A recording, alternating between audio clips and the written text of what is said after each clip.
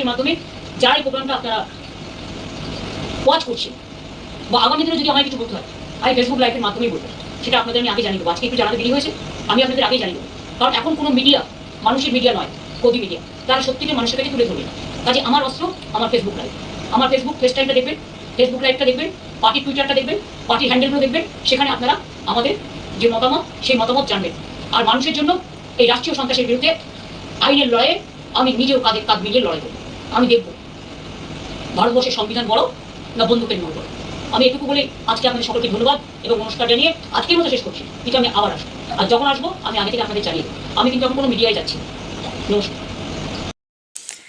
না গো দিদি, যে মিডিয়াগুলো দীর্ঘ 15 বছর ধরে তোমার ওই সাদা চটিতে এক ফোঁটা ধুলো লাগতে দেয়নি, মানে জিভ দিয়ে চেটে চেটে পরিষ্কার রেখেছে, সেই মিডিয়াগুলো আজও কোনো মানুষের জন্য নেই। তারা এখন শুধুমাত্র পাল্টি মেরেছে আর কি। দেখেছে যে আপনার পেছনে ঘুরে আর লাভ নেই, তাই যেদিকে ঘুরে লাভ আছে সেদিকেই তারা কাত হয়ে গেছে। তাহলে আপনি ভাবুন, যারা 15 বছর ধরে আপনার চটিতে এক ফোঁটা ধুলো লাগতে দেয়নি, তারা এখন অন্য দলের জুতোতে যদি ধুলো লাগতে দেয়, তাদের জায়গাটা ঠিক কোথায় হবে? সেই কারণে তারা এখন জুতোর দিকে নজরটা রেখেছে আর কি। তাদের নজর সাধারণ মানুষের দিকে নেই, তাদের নজর শুধুমাত্র যেদিকে ঝুঁকলে ভিউ আসবে চ্যানেলে সেই দিকেই। ঠিক আছে,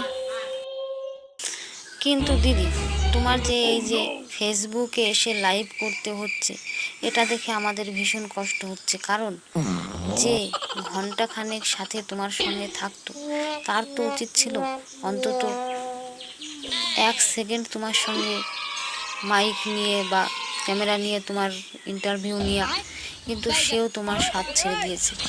কে বলছে যে ঘন্টাখানেক সাথেই থাকতে হবে?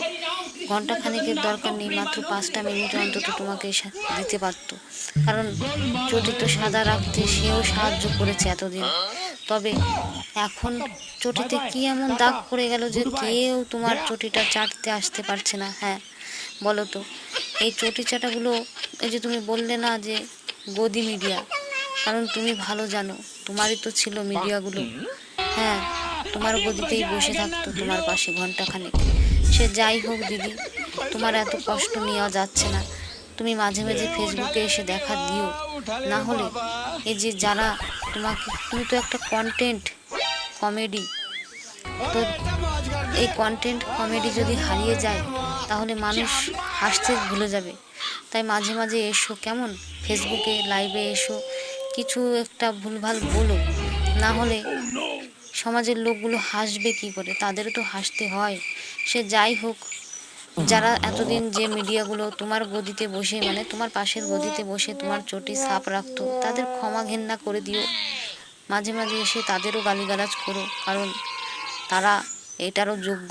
তোমার একটু বকাঝকা তো খাওয়ার দরকার, কারণ তোমার কথায় একটা সময় উঠতো বসতো, এখন তারা তোমাকেই ভুলে গেছে। এটা তো ঠিক না। যাই হোক, ঘন্টাখানেক তোমাকে মনে রাখুক না না রাখুক, আমরা তোমাকে মনে রাখবো। মাঝে মাঝে এসো, কেমন, ফেসবুক লাইভে।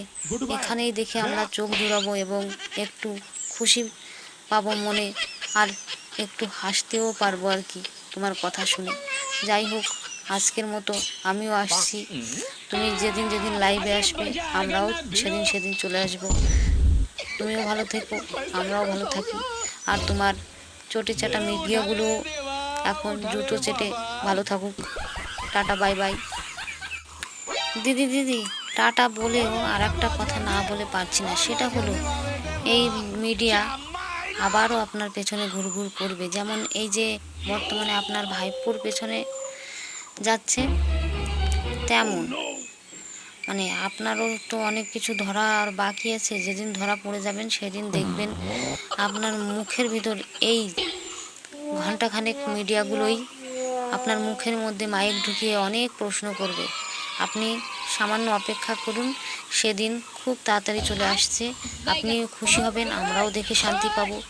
হ্যাঁ, আপনার খুশিটা একটু বেশি হবে, কারণ আপনি তো মনে মনে কষ্ট পাচ্ছেন যে মিডিয়াগুলো কেন আপনার চারপাশ দিয়ে ঘুরছে না। ঘুরবে, খুব শীঘ্রই ঘুরবে। তবে আপনি তিহার জেলে যাবেন না কোথায় যাবেন সেটা আপনার ব্যাপার, তবে আসবে, মিডিয়া আসবে, অপেক্ষা করুন।